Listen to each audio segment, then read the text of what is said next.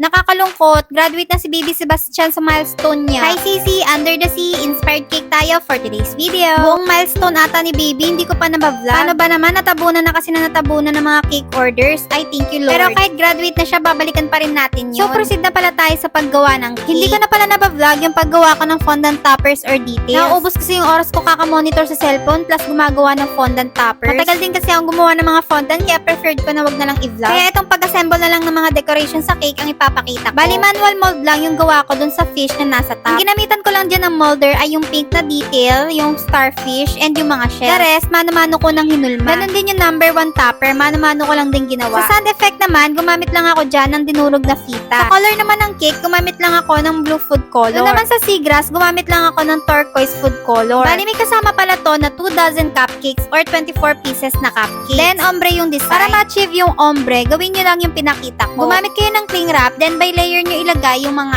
icing. Tapos, i-fold nyo yung cling wrap, then gugupitin nyo yung dulo kung saan kayo magpapipe. After gupitin, saka nyo ilalagay sa piping bag. Tapos, hihilain nyo yung cling wrap para yung icing na lang mismo yung maiwan sa piping bag. Masyado lang siya mabilis kasi maiksi lang tong video natin. Kung gusto nyo ulit malaman or matutunan, balikan nyo na lang yung clips. Finally, ito na pala yung finished product. Happy first birthday, Baby Sebastian! Kung nagustuhan nyo yung cake and cupcakes na to, parate na lang 1 to 10. Thank you so much for watching! Babush!